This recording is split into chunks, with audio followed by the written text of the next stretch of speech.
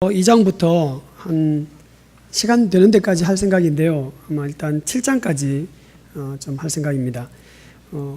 먼저 읽지는 않겠고요. 2장부터 시작해서 천천히 제가 오늘은 그 지도 아마 이거 구입하신 분들이 많으실 텐데요. 아마 오늘 못 가져오신 분들도 계실 겁니다. 뒤에서 나눠드리고 있으니까 지도를 보시고 댁에서 이 성경을 읽으실 때 이 지도를 어떻게 활용하시는지 좋을지를 오늘 제가 그냥 시범적으로 그렇게 진행을 할 생각입니다. 그래서 2장부터 시작해서 요소서 7장까지를 이렇게 천천히 하면서 그렇게 한번 수업을 하도록 하겠습니다. 2장 1절부터 한번 보십시오. 그 여호수아서가 1장부터 시작해서 쭉 진행이 되는데요. 이제 가나안 땅을 본격적으로 정복하고 또 가나안 땅을 본격적으로 살아내는 그런 이스라엘의 역사에 사실상 역사서의 첫 부분이기도 하고 모세오경의 주제인 하나님 나라가 어떻게 지리적으로 장소적으로 이렇게 완성이 되느냐를 보여주는 매우 중요한 성경이 여호수아서입니다. 그래서 지난번 여호수아서의 서론 부분 말씀드릴 때 앞에 지도를 좀 바꿔주십시오. 예. 지도 보시면 지도를 보실 때 이렇게 세로로 세워서 보시게 되면 중간에 요단강을 이렇게 중심에 놓고 요단강 서쪽과 이 동쪽으로 나눠진다고 그때 말씀을 드렸습니다. 예, 그래서 요단강이 이렇게 쭉 흘러오면요, 요단강의 동쪽과 서쪽, 구약 성경에 있어서의 가나안 땅을 전통적으로 얘기할 때는 항상 요단강의 서쪽을 전통적으로 가나안 땅이라고 불렀습니다. 그리고 여호수아서는 말할 것 없고요, 모세오경도 그렇습니다. 나중에 이스라엘이 정복 전쟁의 서론 부분에서, 이게 여호수아서 전입니다. 신명기, 민수기에 보시면 요단강 동쪽을 지나가는 과정 속에서 정복하게 됩니다. 그래서 이 요단강의 동쪽을 세 개의 지파가 나누어 갔죠. 그래서 루벤, 갓, 므낫세는 2분의 1 지파로 이렇게 나누어 갔습니다. 그렇게 해서 자연스럽게 이 가나안 땅이 확장되기도 하고 이스라엘의 요단강 동쪽이 편입되긴 합니다. 그럼에도 불구하고 이 구약 성경을 읽어보시면 요단강 서쪽에 있는 지파들이 요단강 동쪽에 있는 지파들을 대하는 방식들을 보면 좀 이렇게 마치 형제는 형제인데 약간 우리들의 약간 아웃사이더, 그러니까 주변부로 인식하는 경향이 좀 많이 있습니다. 그래서 이렇게 길앗 지역이 여기 대표적으로 이게 지도에 보시면 길앗 지역이 여기 있는데요. 길앗 지역이 우리나라의 정서로 말하자면 강원도 꼴짜기 이런 정서하고 비슷할 겁니다. 그래서 강원도 꼴짜기 취급을 받고 있는, 물론 갈릴리 지역도 마찬가지예요. 나중에 여호수아서 끄트머리에 지파들이 분배받은 땅들을 자세히 보시면 예수님이 갈릴리 지역에 오셨다라는 의미가 뭔지 잘 알 수 있는데요.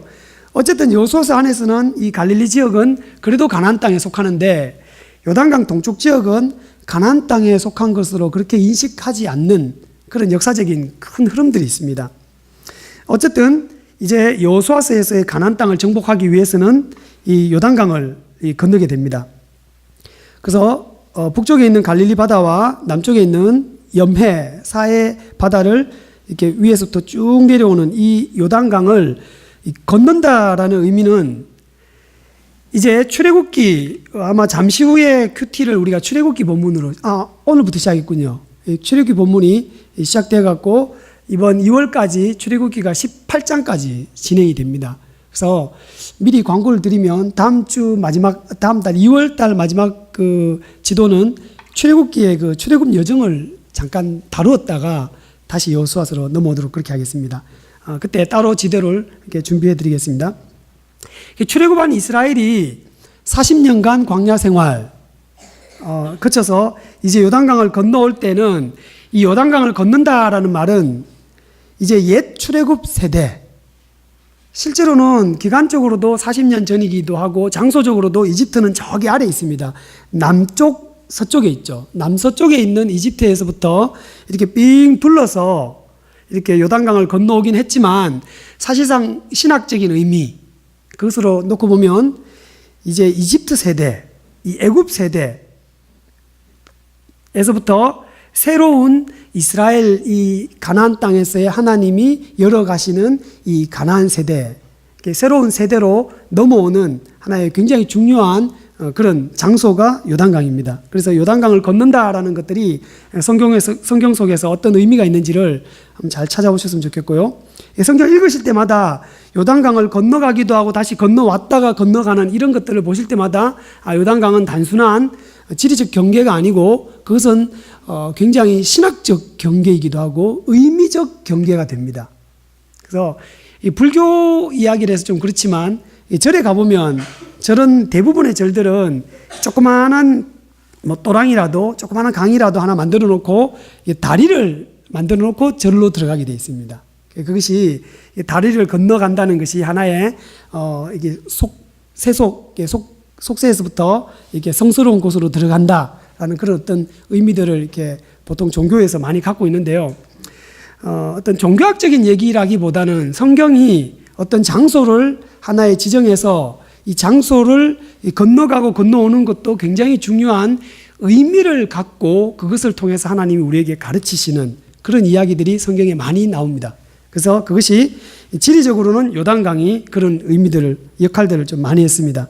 오늘은 이제 여호수아서 2장부터 7장까지 쭉 이렇게 제가 마치 성경을 이렇게 읽어가면서 성경에 나오는 지리와 지형이 나올 때 그거를 옆에 이렇게 펴두시고 이렇게 이 울퉁불퉁한 지도, 입체 지도를 이렇게 보시고 이것을 오른쪽에 놓고 여호수아서를 읽으시려면 이런 식으로 읽으시면 됩니다라고 제가 이렇게 안내를 지금 해드리겠습니다. 그래서 오늘 본문은 띄엄띄엄 읽으면서 그렇게 가보도록 하겠습니다. 2장 보시면요, 1절에 제가 개정판이 아니고 개역판입니다. 약간 해석이 좀 표현이 좀 다르더라도 당황하지 마시고 계속 보셨으면 좋겠습니다. 2장 1절, 눈의 아들 여호수아가 시딤에서 두 사람을 정탐으로 가만히 보내어 가서 그 땅과 여리고를 엿보라. 그래서 이제 이스라엘이 여호수아가 지도자가 되었습니다. 여호수아서에서 모세가 죽고 난 뒤에 여호수아가 지도자가 되어서 가나안 땅을 정복 전쟁할 때 이 이스라엘 족속들이 머물렀던 땅이 어디냐라고 할 때 2장 1절에 보시면 시딤이라는 곳이 나옵니다. 근데 이 지도는 많은 정보를 담지는 못합니다. 그래서 아쉽게도 시딤이 등장하지 않아요, 지도에. 제가 표시해 드릴 테니까 한번 거기다 낙서를 보셨으면 좋겠습니다. 먼저 제가 보시기 편하도록 이 화면이 정확히 안 보일 수 있으니까요. 이게 이제 요단강 동쪽에 베단이라는 곳이 보이는데요. 베단이 오른쪽 쪽에 보시면 제가 점을 찍어 드리겠습니다. 이쯤이 시딤이 됩니다. 제가 크게 확대를 했으니까 보이실 겁니다. 여기다가 시딤이라고 이렇게 적어 두셔도 됩니다. 신명기에 의하면 모세가 이스라엘 사람들에게 가나안 땅에 가서 어떻게 살아야 되느냐, 신명기 주제가 28장에 잘 나와 있는데요. 가서 순종하면 복을 받지만 불순종하면 저주받는다라는 이 신명기의 긴 가르침을 모세가 이 모압 땅에서 했습니다. 여기가 모압 땅입니다. 여기 보시면 느보산 보이시죠? 느보산 자락에서 이렇게 보시면 이 지도의 거리가 이 느보산에서 가나안 땅을 보는 이 조망을 하면 여기가 환하게 보입니다. 왜냐하면 불과 10km가 안 돼요, 직선거리로. 느보산도 상당히 높죠. 그래서 800m의 높이가 느보산이 높입니다. 그러니까 건너편 유다 광야가 환하게 보이는 지역이에요. 유다 가나안 땅을 바라보면서 신명기 1장 2절에 이렇게 돼 있죠. 우리가 가데스 바네에서 이곳까지 11일, 10하루길이면 오는데 40년이 걸렸다 하면서 모세가 굉장히 통한의 심정으로, 그리고 본인도 못 들어가잖아요. 가나안 땅에 못 들어간다고 하나님이 분명히 말씀하셨거든요. 그것도 불순종의 결과다라고 분명히 말씀하셨기 때문에 불순종한 세대, 첫 번째 출애굽 세대가 모세와 함께 더불어서 못 들어가는 거예요. 자기도 못 들어가고 이 강 건너편에서 죽음을 맞이하고 있는 모세가 통한한 비통한 심정으로 11일쯤이면 되는 길을 우리가 40년 걸려서 왔다. 그래서 너희들은 그곳에 가면 이렇게 살아야 된다. 순종해야 복받고 그 땅에서 장수하지만 불순종하면 그 땅이 너희를 토해버릴 것이다. 그런 얘기를 신명기에 쓰고 있습니다. 그래서 이 동네에 이스라엘 사람들이 약 한 250만 명 가까이 굉장히 많은 수입니다. 그래서 우리 부산이 지금 한 320만 명쯤 됩니까? 제가 정확히는 모르겠습니다. 300만 명이 넘는 걸로 알고 있는데요. 대구 인구보다 조금 작나요? 이게 굉장히 큰 우리나라의 광역시 인구만한 무리들이 이 근처에 다 흩어져 있는 거죠. 그리고는 시팀이라는 곳에서부터 이제 오늘 2장 1절에 보시면 여호수아가 정탐꾼을 보냅니다. 보내는 장소가 2장 1절에 이렇게 되어 있습니다. 가서 그 땅과 여리고를 정탐하라. 그래서 어떻게 갔겠습니까? 이 길들이 몇 개 있는데요. 이 지도는 주요 도로와 굵직한 도로만 이렇게 선이 분명하고 그 사이에 매 눈으로 아주 이렇게 쭉 째려 보시면 실선 같은 게 막 보입니다. 그죠? 그걸 이렇게 좀 확대해 보시면 아마도 시팀에서 길을 대충 그리시면 될 것 같아요. 자, 이스라엘이 다닌 길을 이렇게 깜장색으로 표시를 하겠습니다. 요렇게 여리고로 갔을 것 같아요. 정탐꾼이 여리고로 갔습니다. 그리고 원래는 여리고를 정탐하고 그 땅을 정탐해야 되죠. 근데 지난 시간에 저희가 여호수아서 이게 서론 부분 말씀드릴 때 여리고 정탐의 그 목적이 사실상 그 땅 정탐의 목적이 여리고 성에서 기생 라합을 만나서 모두 성취가 됩니다. 2장에 자세히 나와 있습니다. 그래서 이 가나안 땅에 살고 있는 이 가나안 족속들이 여호와로 인하여 간담이 녹았다. 그거를 가나안에 살고 있는 기생 라합 여인이 대표로 고백한 겁니다. 40년 전 홍해를 마르게 하신 하나님, 그리고 불과 며칠 전에 요단강을 건너서 마르게 해서 건너오게 하신 하나님 때문에 간담이 녹았다. 그 당시에 세계 최고 강국이 이집트입니다. 오늘날로 말하면 미국, 중국, 러시아, 엄청난 이 강대국을 하나님께서 초토화시키고 자기 백성을 물벽을 세워서 홍해를 건너게 하신 하나님. 그러니까 가나안 족속들이 벌벌 떠는 겁니다. 사실 가나안 족속들은 이집트의 파라오의 통치 아래 있는 도시국가들이에요. 그러니까 학자들의 견해에 의하면 그 당시에 이 히브리인들이 이스라엘 족속들이 막 쳐들어오는 것 때문에 가나안 족속에 있는 사람들이 이집트의 파라오에게 구원 요청을 했던 자료들이 고대 자료들이 지금 발견되어서 그것들이 이렇게 막 연구 중에 있습니다.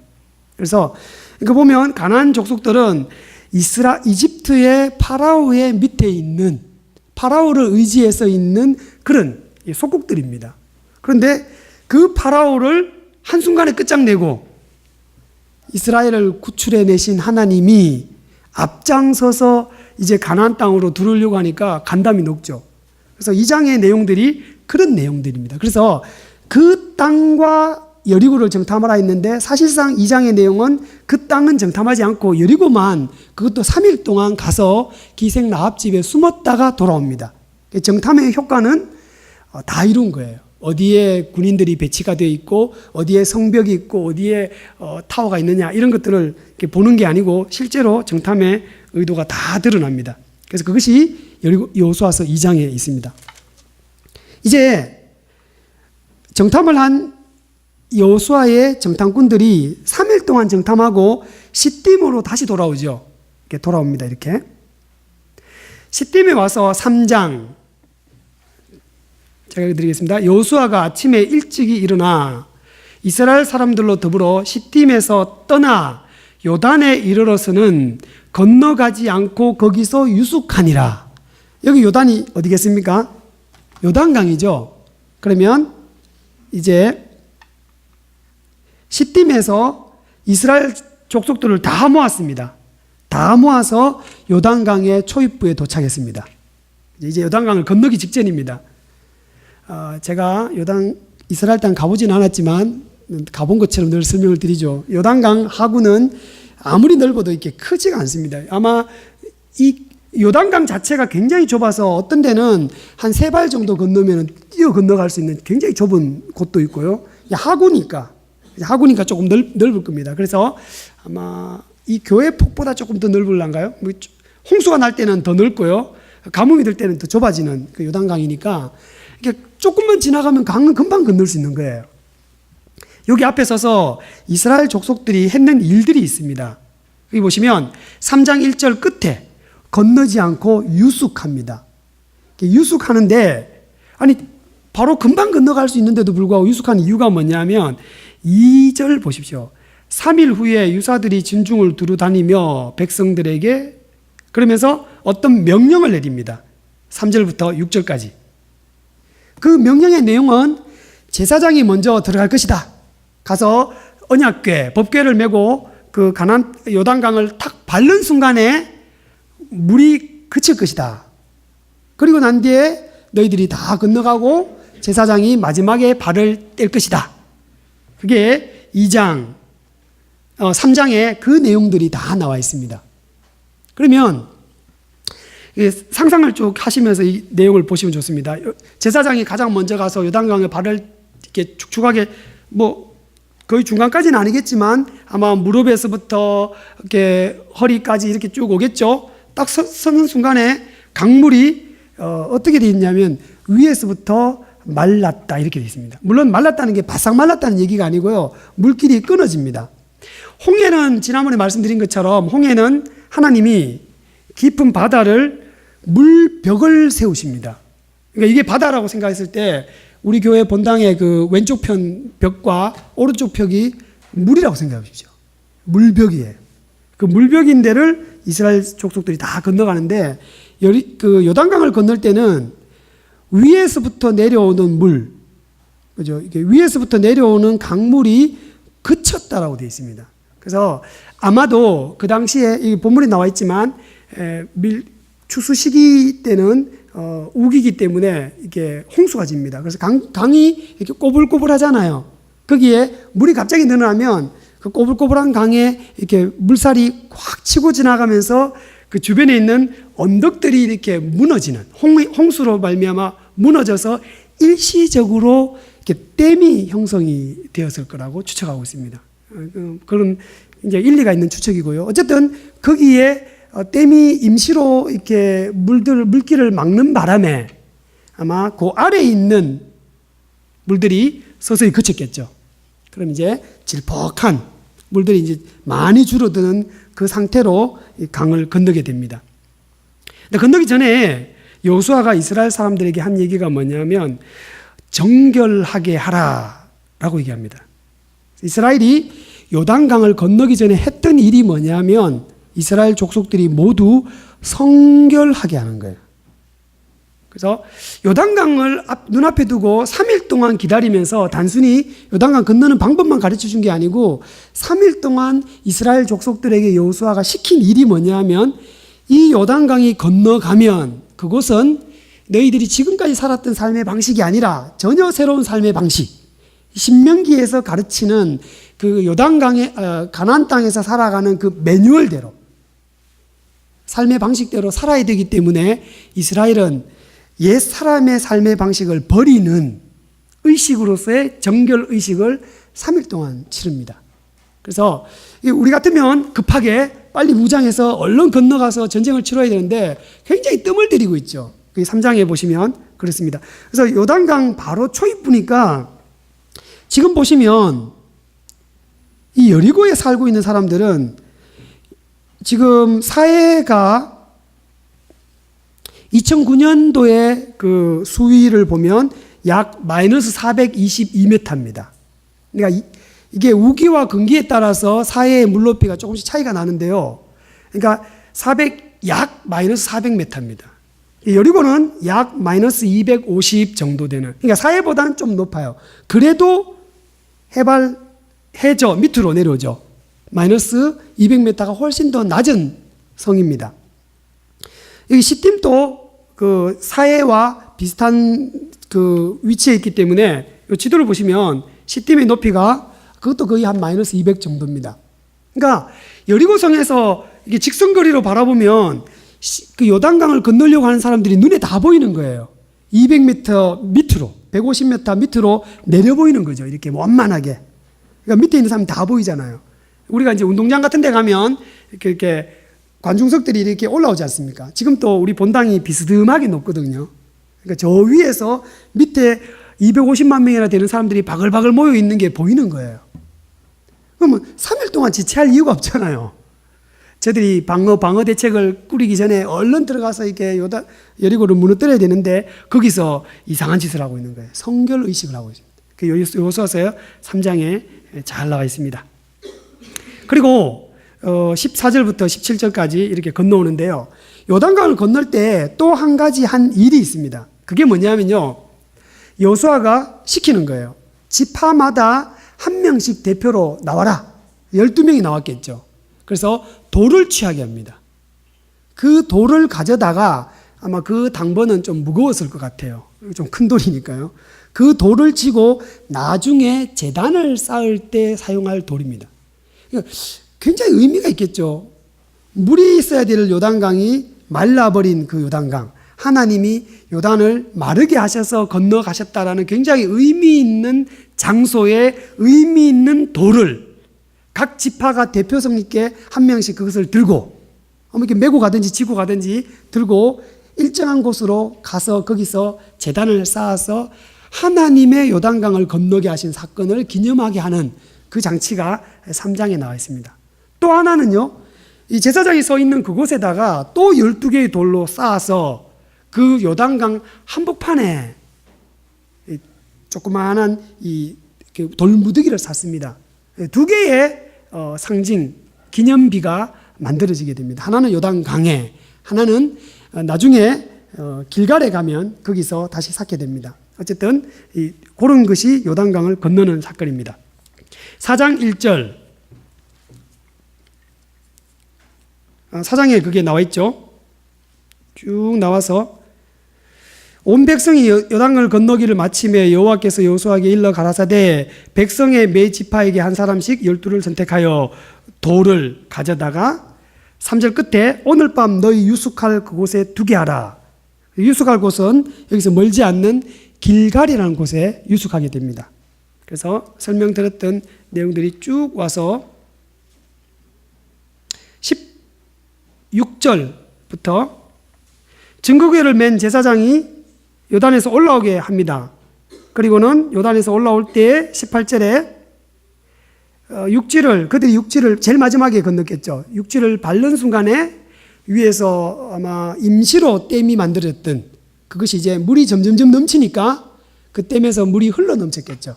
그러면서 물이 쫙 와서 요단강을 다시 덮어버립니다. 그것이 18절까지입니다. 그리고는 정월 11일에 이들이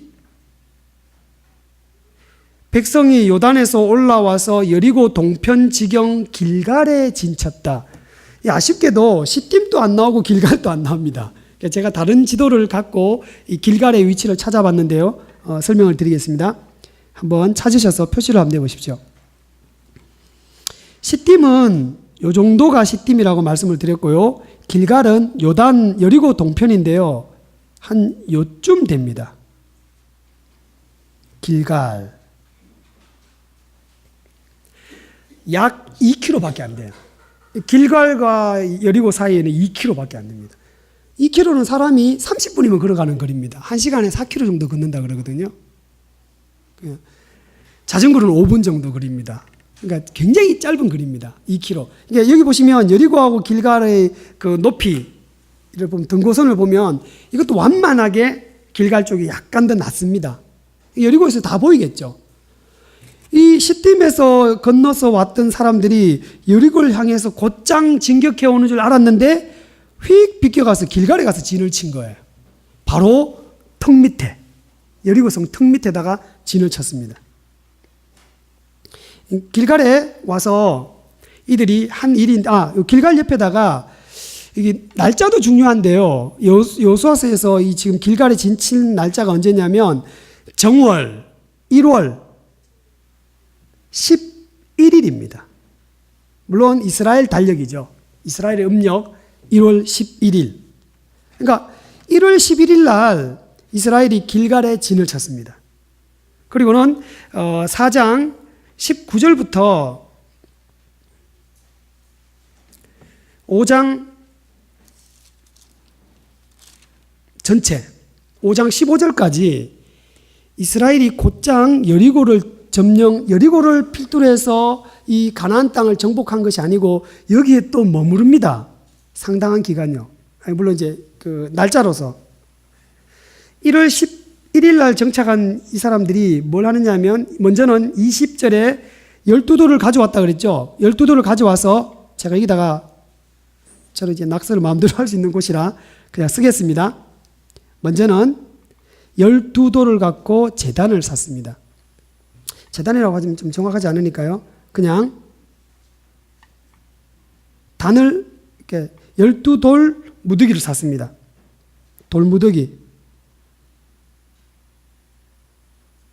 그리고는 이 돌무더기는 기념비입니다. 하나님이 어떤 일을 하셨느냐에 대한 기념비를 길갈에다가 샀습니다. 그리고 길갈의 의미를 여기다가 설명하지요. 9절, 5장 9절에 보십시오.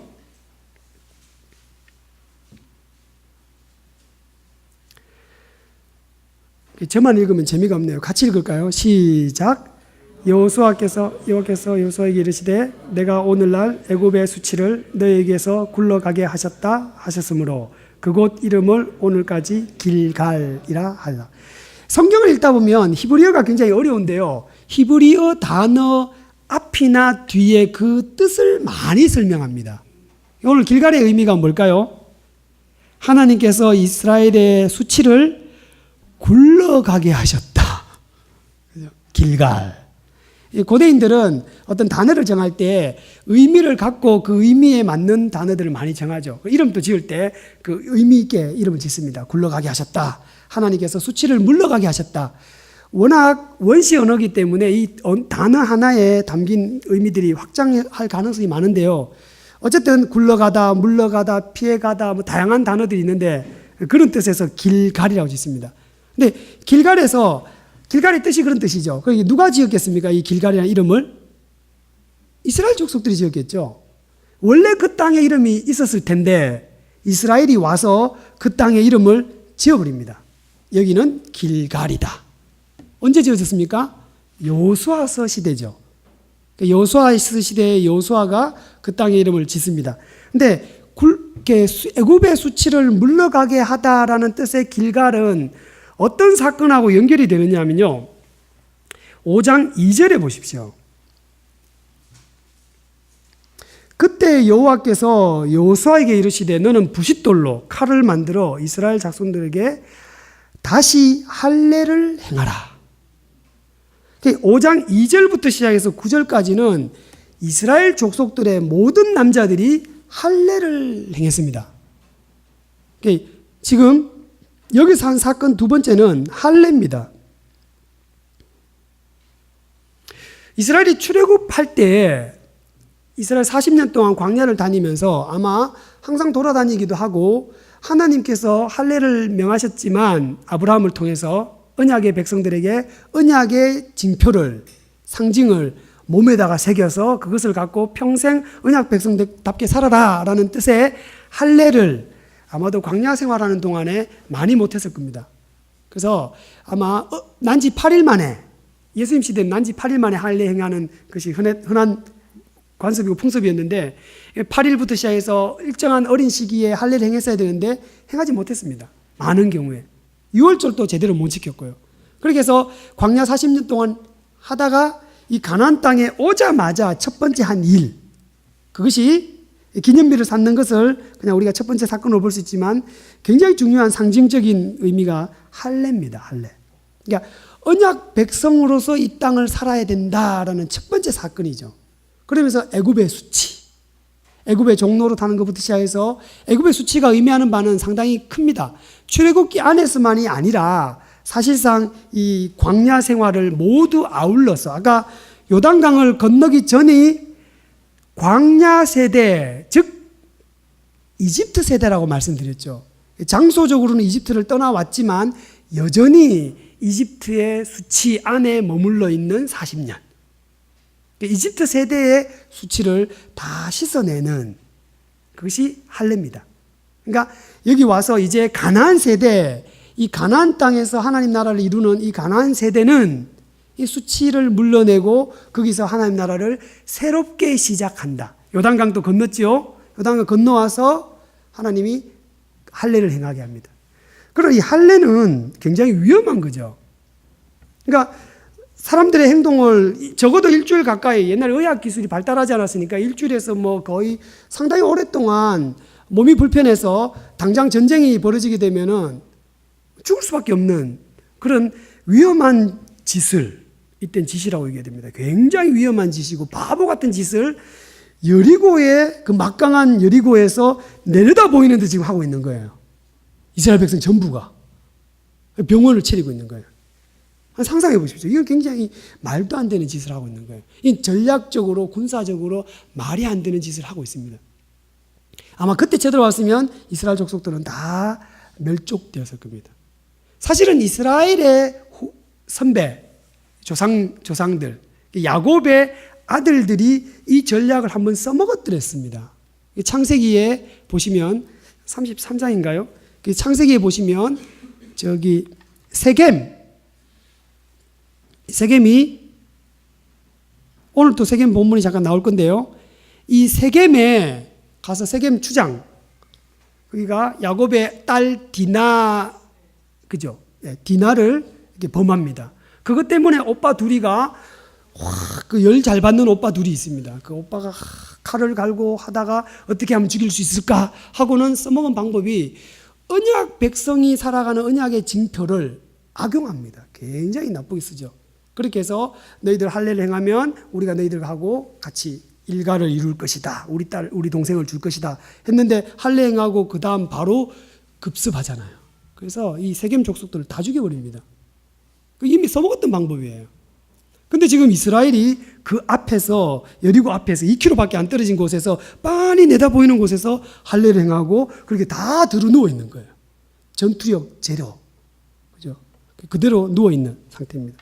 왜 하나님은 요단강을 건너기 전에, 그죠? 요단강 건너면 이제 바쁘게 막 정복을 해야 되는데 왜 요단강 건너기 전에 안 하시고 왜 요단강을 건너고 난 뒤에 했을까라는 질문을 우리가 던져야 돼요.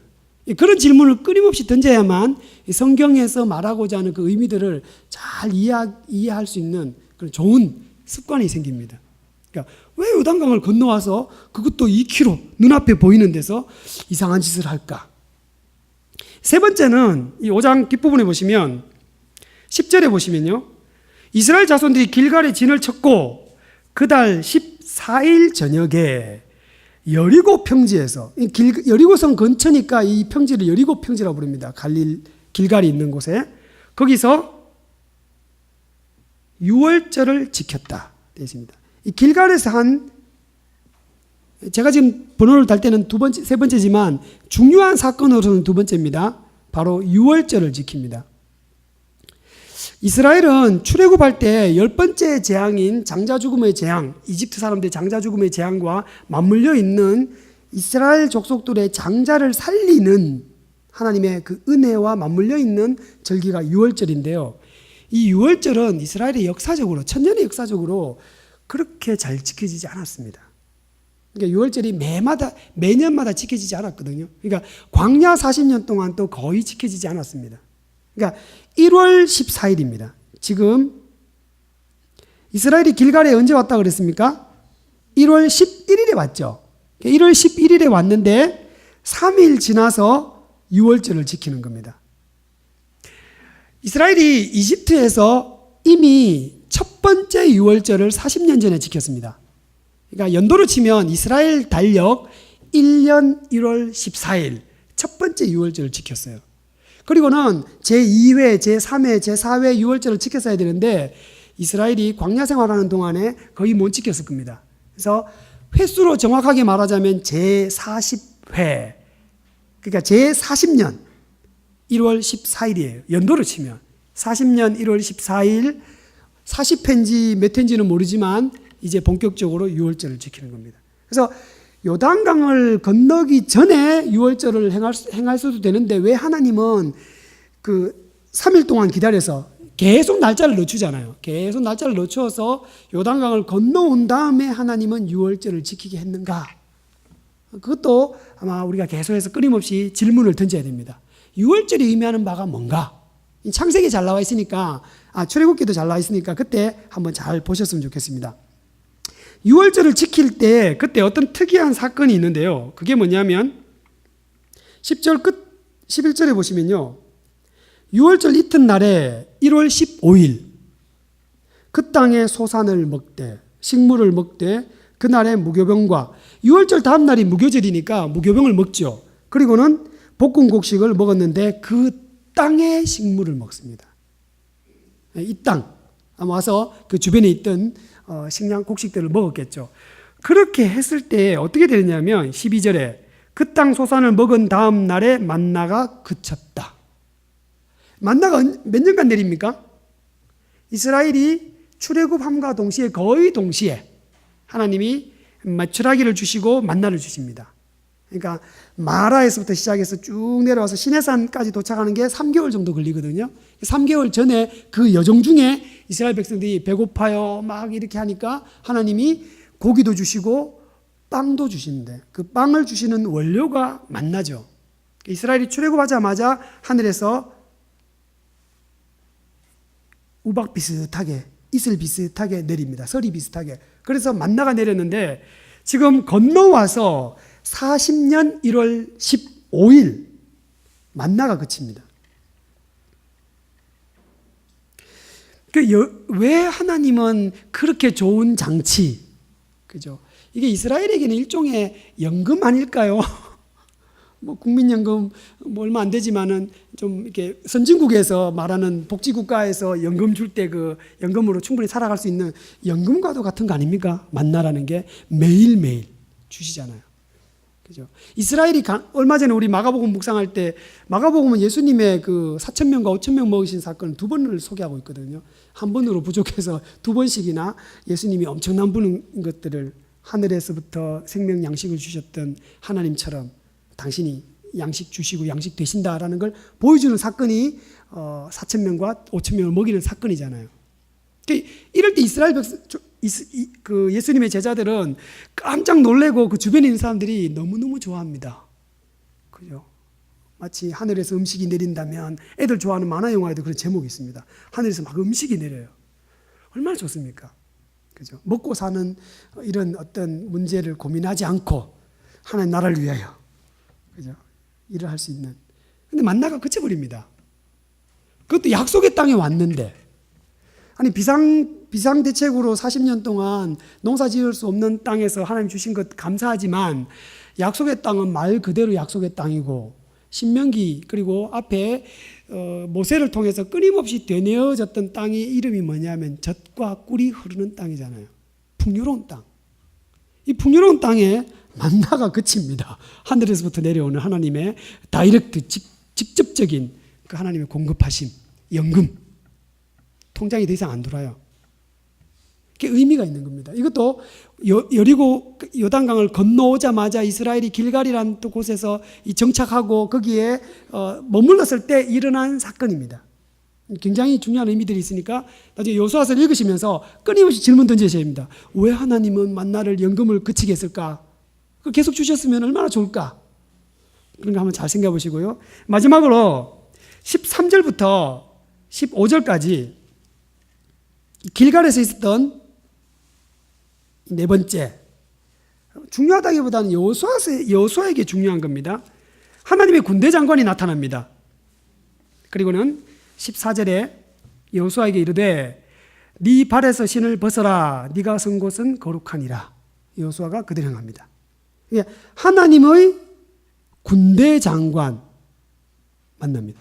근데 군대 장관을 만났다는 의미도 아마 성경에서 하나님의 군대 장관이 불쑥불쑥 등장하신다는 것은 우리가 흔히 쉽게 상상하셔도 됩니다. 군대 장관이에요.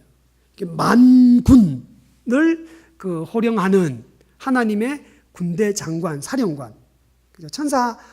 천사를 세는 단위가 혹시 어떻게 되시는지 압니까? 사람은 한 명, 동물은 한 마리. 천사는 어떻게 셉니까? 단위가요? 그죠? 영적 존재를 세는 단위는 우리나라에서는 전통적으로 위라고 보통 얘기하죠. 위. 1위. 위패할 때 그때 위입니다. 그런데 우리 입에 안 익숙하지 않습니까? 그죠? 천사, 한 위 하면 이게 좀 안 익숙합니다. 그래서 우리는 수업 시간에 애들한테는 천사 한 개라고 좀 한 명은 또 아닌 것 같고 한 분은 또 이게 이 직급상 또 안 맞는 것 같고 그죠? 우리는 하나님의 자녀니까 그래서 천사 가끔씩 애들한테 장난치면서 천사 한 마리 뭐 이렇게 한 개 표현하는데 어쨌든 군대 장관이 나타나는데 영적 존재잖아요. 영적 존재가 전쟁에 참전한다. 육체적인 육체를 입은 존재가 감당할 수 있겠습니까? 한 분, 한 명, 죄송합니다. 천사 하나가 이 전쟁에 참전해도 가나안 정복 전쟁은 끝나는데 그것도 만군, 군대의 장관이 참전한 겁니다. 이스라엘의 가나안 정복 전쟁에 앞장섰어요. 그러니까 하나님의 군대 장관이 나타나는 기록들은 성경에 아주 많이 나옵니다. 그런데 이 본문에서 또 중요한 것은 여호수아에게 네 발의 신을 벗어라. 네 발의 신을 벗어라. 신발을 벗게 하는 겁니다. 그러니까 신발을 벗게 하는 것은 출애굽기 나중에 이제 오늘부터 시작해서 큐티 하실 텐데요. 하나님이 호렙산에서 모세를 만났을 때 하신 말씀과 똑같은 말씀입니다. 그 본문을 3장쯤에 있는데 한번 잘 보시면서 발의 신발을 벗으라는 게 의미가 뭘까? 그런 것도 잘 보시고 여호수아에게 하신 말씀이고 그래서 모세를 잘 묵상해 보시면 오늘 여호수아서 5장 15절에 신발 벗어라라는 말과 그 의미 있게 좀 잘 묶으실 수가 있습니다. 그래서 이제 길갈에서 모든 준비가 끝나고 이제 6장 1절에 여리고로 향해 가는 일이 이제 여호수아서에 진행이 될 것입니다. 요거는 다음 시간에 하도록 하겠습니다. 2월 달에는 아까 말씀드린 것처럼 제가 큐티책을 이렇게 보니까요. 오늘부터 시작해서 출애굽기의 본문들은 지리적으로 크게 세 개로 나눠집니다. 하나는 이집트. 출애굽기 14장까지가 이집트입니다. 물론 홍해를 건너는 것도 이집트로 봤을 때는 거의 15장까지가 이집트고요.